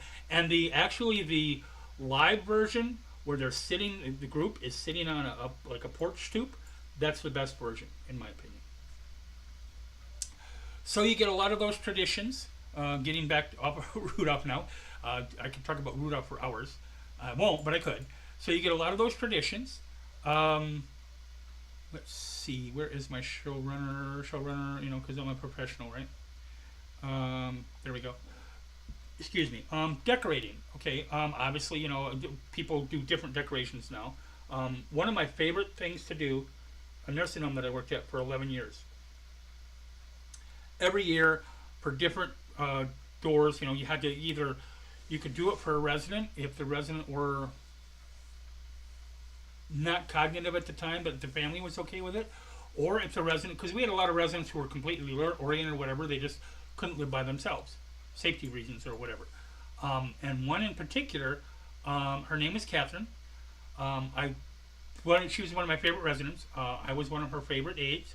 We got along great. She was a little crusty, but I loved that. She,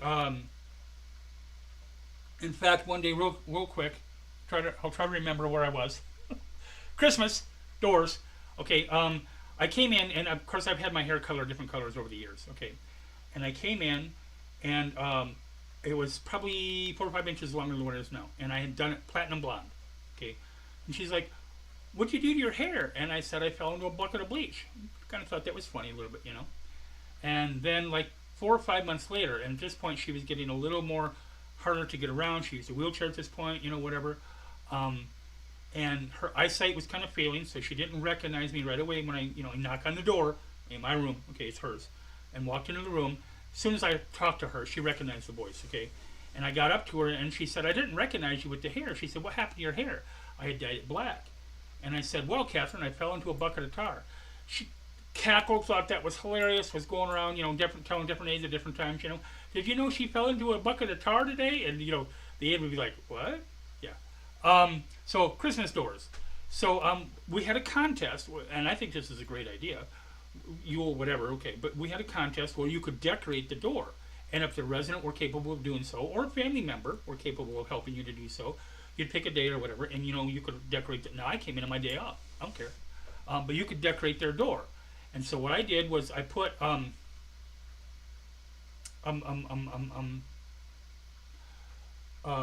foil solid color Christmas paper, but I striped it like red and green and was it red and green and yellow, I think.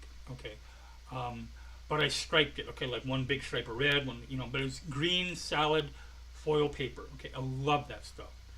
And then taped it together so it looked good and whatever. And then I took and had printed out and then made cutouts of different characters, the characters I should say, from the Peanuts Christmas special. Okay, like where they're dancing, or where Charlie Brown's talking to Linus, or the little tree, the little tree that could, even though they thought it couldn't, etc. It's one of my favorites. So you can decorate evergreen foliage usually. Okay, I used to make Christmas packages for kids. I wish I could still do this. I mean, physically I can. I just don't. What the heck? Where is my? There. Okay. Physically I can. I just don't have the tools and the space to do it anymore. But I would make a Christmas package for them, where I would make a wooden toy. I would ask their mother or their father or their parental figure what they wanted to, what would be good for me to make them. Okay, make it out of wood. Okay, like one kid, his name is Danny, and I made him a toy out of 2x4, 2x6, excuse me, and wooden wheels and whatever. Okay, I could stand on it before I put the wheels on. I could stand on him. It's a solid 2x4. Okay, so didn't need batteries. Okay, he absolutely loved it. The problem was, I had made the package, which I'm going to describe in a second. I made the package, okay, and put it in their mailbox. They had this huge mailbox, so I put it in their mailbox. Okay, I was making his sister one, but I couldn't find the material I needed until that night. Okay, so I didn't put it in there right away. Their mother told me the next day that they were 5 and 6 at the time. She was heartbroken, devastated, because Santa forgot her. I was like, oh no, that ain't happening. So I busted my ass to get that done. I made her a leather purse with a zipper and fringe along the side. Okay.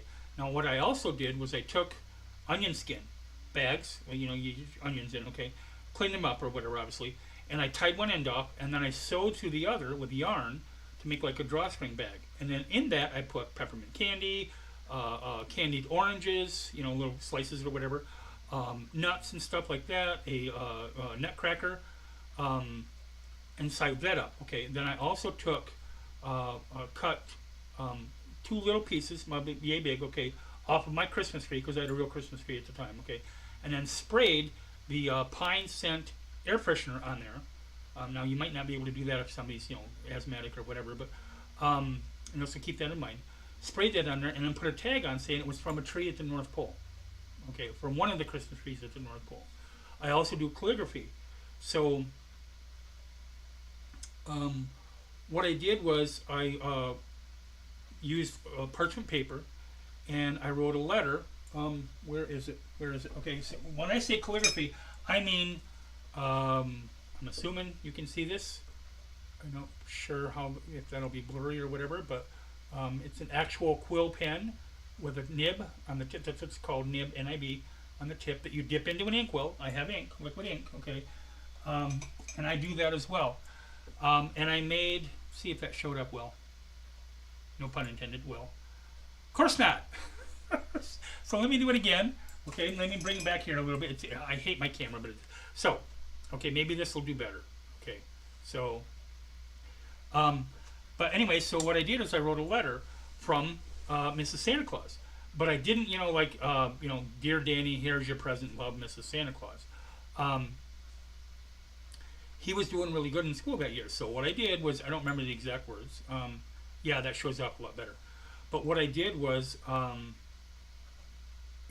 something along the lines of, Dear Danny, I heard you're doing really well in school this year. That's good. And you like Jim, and I like Jim too. Et cetera, et cetera. You just 4 or 5 sentences, whatever. Okay, and then sign it, love, Mrs. Santa Claus. So it's personal. It's not just this some formal, cold, mass-produced thing. And then, folded it up. I sealed it with wax, okay, and put it in an envelope. Obviously, if you don't have the capability to do this, I'm not suggesting, you have to spend a lot of money to go out and do this, but it's fun to do, okay. I'm very retentive about wrapping. Okay, wrapping is one of my things, obsessions. So I can wrap round objects, like the big cans of popcorn that you get, for Christmas with the Christmas designs on the side or whatever. I can wrap those. I can wrap basketballs. I can wrap miniature, obviously, cars or whatever. Okay, all kinds of stuff. I make my own bows.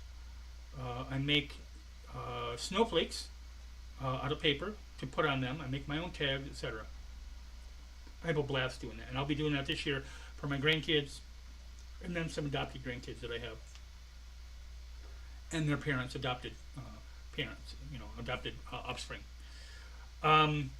So you can decorate like that, okay, and like I said, the evergreen foliage, okay, and holly, okay. Holly is, I believe, poisonous, if I recall correctly, so you don't want to eat it. Or maybe the leaves aren't, but the berries are. I can't remember. Candles and bonfires. So now we're gonna switch the picture here. Let's see, where are we at? Okay, so if you don't have a fireplace, but you want to do something Yule log-ish, okay, you can do something like this. And I plan on doing that this year, okay, because I celebrate Yule. I plan on doing that this year. I live in a one-bedroom apartment. I obviously don't have a fireplace or even a wood stove or whatever. But I plan on doing this. You can also, we used to make, use something as okay, so take a strip of paper, okay, and loop it, and then tape it at the end, or use a stapler or whatever, okay, and make a chain. We used to do that in school all the time for Christmas. These are candles, obviously. Now they have 3, but whether you use 1, 3, 7, whatever. You can even, if you find a relatively thick branch in the woods, and if you can't do it, if you have somebody that can saw it off and drill holes for you, and then maybe flatten the bottom so it's not going to roll, you could do something like that as well. Whatever you feel like doing, however you want to decorate. People used to sing and dance, obviously, during the festival. You have a lot of Christmas carols and whatever. Again, that's where that comes from. Let's see. Now, and then the Yule log, which is what this is, okay. It was burned as part of the celebration. You know, and you saw the original picture where it was a huge log. Okay. Um, it was burned because Yule is the darkest night of the year. Okay, and longest night, etc. And so it was burned kind of as a symbol of, you know, keeping the dark back, and also to lure the sun back, to bring the sun back, you know, in the spring, etc. Let's see. Some people even reenacted a battle between the Holly King and the Oak King from the Celtic legends. Some people, I hadn't done this, I hadn't even heard about it, but it would be interesting to see. Kind of cool, actually. Some people stayed awake until dawn to observe the cycle of nature, you know, where the sun comes back. It would be kind of cool. And then also mistletoe. Apparently, druids gathered mistletoe to ward off evil spirits, bring good luck, etc. You know, various things in the celebrations. Now, Yule did not come from Ireland, did not come from England. As I said, it came from Nordic areas, and not just Nordic, but Albania, Germanic, Baltic, Slavic, all the European, Eastern European areas, and then the Northeastern European areas, you know, Scandinavian areas and whatever. All that slowly migrated west, you know, through France, whatever, and then across into the Isles, and got there. Getting close to the end here, okay. Now, this thing here, my goof up, okay, you know, because everybody can have one of those moments, and I did. So I have a clip somewhere, I believe I put it on my channel too. I was making hard rock candy with one of my adopted grandkids. He had a blast, I had a blast. It was awesome. His name is Eugene. Hi Eugene. He's a phenomenal kid, okay. But this is plastic, as you can see. I do have wooden spoons, okay. Apparently I didn't think of that at the time, but this is plastic. So when you make hard rock candy, unlike maple sugar candy, because I also make that. Maple sugar candy, you have to heat it up to 180 degrees, okay. Hard rock candy is 330, slightly warmer, okay. So I took it off the stove. He's sitting next to it, okay, but he's not like real close because it's, you know, dangerous.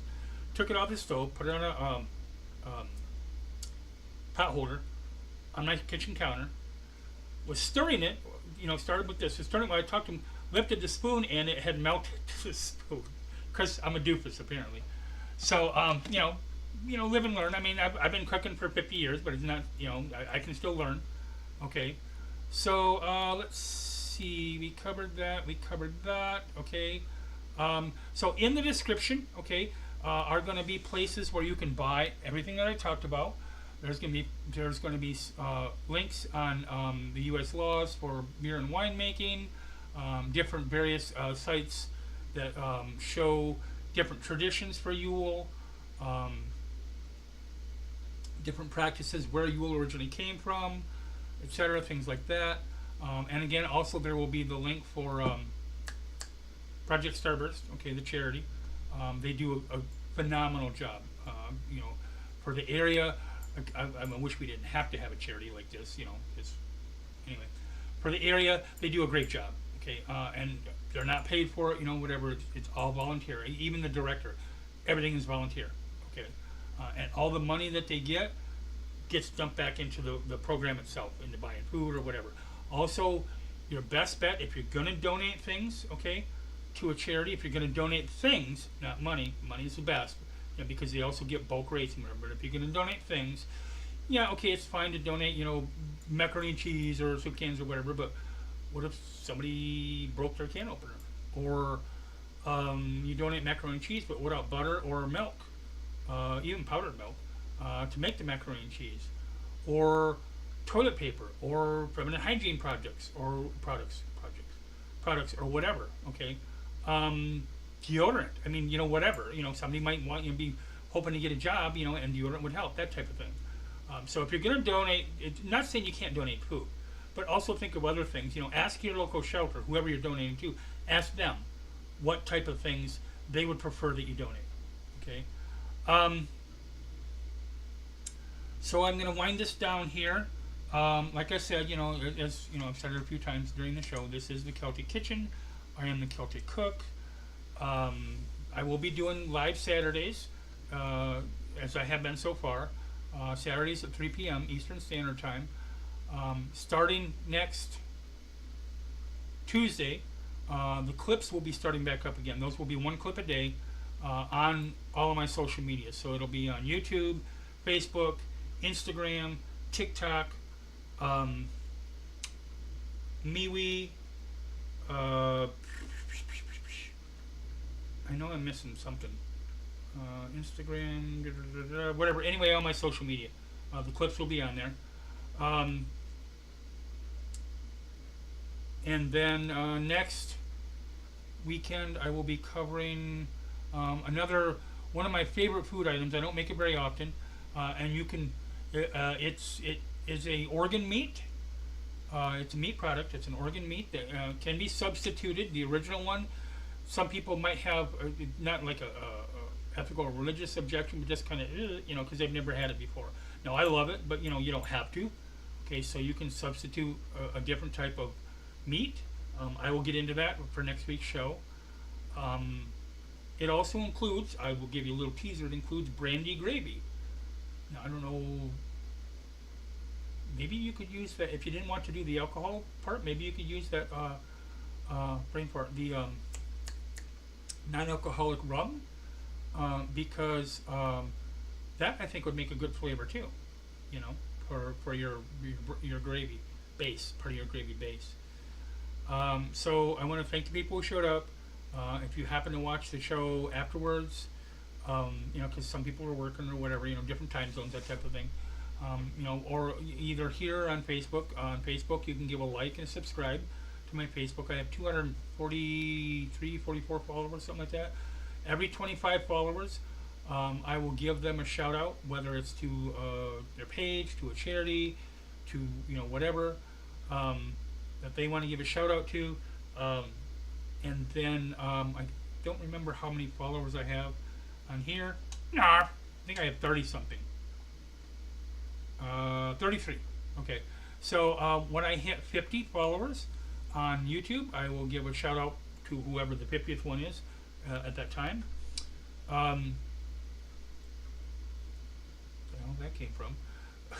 Oh, and last point, I wanted to I had said earlier in the description that I was going to discuss with you, or at least explain what the tree is. Okay, as you can see, the Merry Transmas tree, December 1st to December 31st. This is a completely made up holiday that I did probably 3-4 years ago. I started it. Okay,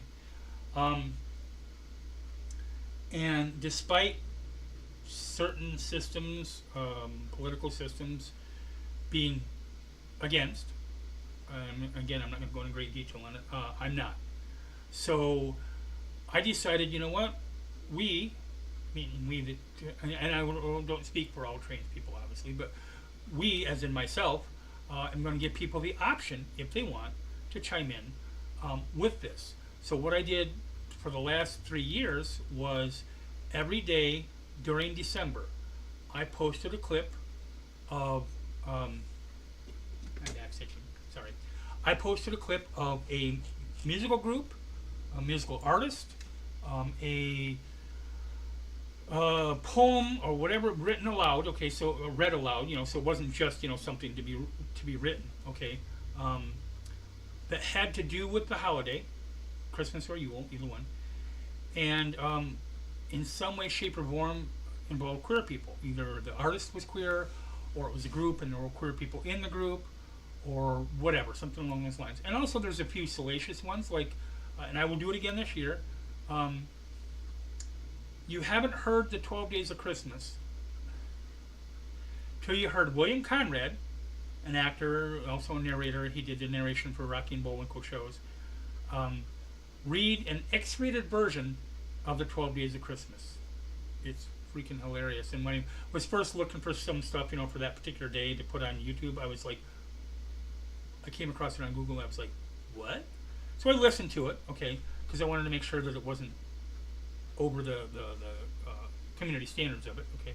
I was like, oh my god, this is hilarious, I gotta put it on there. So I did. So I'll do that again this year. I may do that as the first day to just kind of set the pattern, of this is what, and obviously, Home Free and Voice Play are going to be quite featured in there. Sam Smith, what is her name? She's done duets with him. Kim Petras, I believe is how you pronounce it. Petras. Lady Gaga, a few others. Okay. So those are all going to be included for the month of December, as well as the regular shows. Okay. So I want to thank anybody who shows up later. For those who showed up during the show, I appreciate that. If you want to give a like for the show, a comment, a subscribe in a comment in the channel below, the comment section below. Maybe you tried Made and it turned out badly, or you tried Made and it turned out great, or beer, regular beer or whatever. Anything you want to chime in about Yule or anything else that I've talked about. Homeless, if you have a local homeless group or project or website or whatever that you want to give a shout out to, put that in the comments. That's fine. I don't care. Next week, like I said, is going to be focusing on a meat dish. If there's something you have a suggestion for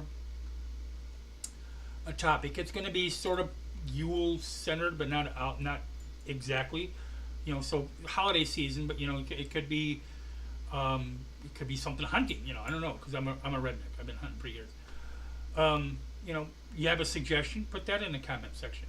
A like helps. A subscribe really helps, but a comment in the comment section really helps. In addition to chiming in on the comments in the show itself, because that shows YouTube that there's interaction between myself and the chatters. So anyway, where's my show stuff? All right. So I want to thank you for coming out. If you happen to miss the show, that's all right, because it will be available in a rerun. Usually it takes just not very long, like a minute, and then you can watch the show again from start to finish. And there was something else I wanted to mention. Let me see. And also, of course, Yule gifts. I'm not. No sense in showing that.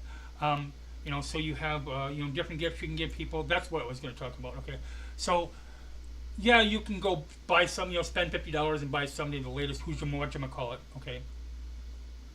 Maybe they need $50 towards their utility bill, or maybe they need $50 in food, or maybe they need a carburetor repaired on their car, or maybe, depending upon the area, obviously, of course, maybe they need their sidewalk shoveled, or maybe they're going through a rough patch, whether for disability or depression, which is also disability, or whatever. Maybe make a couple of meals. Okay, don't make a huge deal out of it. Just stop by their house, okay, and hey, I made some of this stuff, and I was wondering if you wanted some. They don't have to, obviously, but maybe they're dealing with that, or a death in the family, or whatever, something that's taking their mind away from the day-to-day stuff, and it makes it a little more difficult for them to do that day-to-day stuff. Something like that really helps them out. Okay, takes a little bit of that burden off their shoulders. You can also buy, the latest, whatchamacallit that you want to, okay? Especially for kids, they generally tend to be a little bit more focused on the toys, and that's fine. But, maybe give the parental figures a coupon. If you're able to do this, if they trust you, you trust them, etc. Tell you what, bearable, redeemable, okay, upon agreement with the giver, which is you, okay, I'll babysit your kids for 2 hours.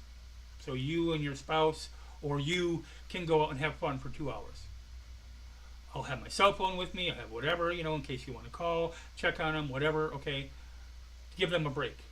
If you have a caretaker who is caretaking their spouse or their significant other because of various reasons, whether disability or, old age or Alzheimer's, whatever, okay, give them a break, hour, 2 hours, whatever, give them a break, even if it's just in home, I will take care of this person, I will help them do whatever, okay, you can stay home, you can watch TV, you can play on the internet, you can do whatever, okay, and let me take care of everything for that time frame, okay. It makes a huge difference in their lives, and it shows them that above and beyond spending money, okay, which you can do, not faulting that, but spending money that you want to give them something that's tailored to them, that you're thinking about them. And believe me, it will make a difference in their lives, and it'll make a difference in your relationship with them. So, this is the Celtic Cook with the Celtic Kitchen signing off. I hope you all have a great night. I hope you all have a good holiday season coming ahead of you. And you want to drop a line somewhere on my social media, give me a comment. And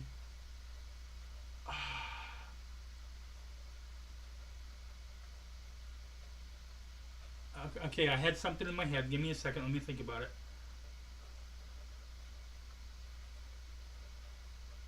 Anyway, ADHD. It's going.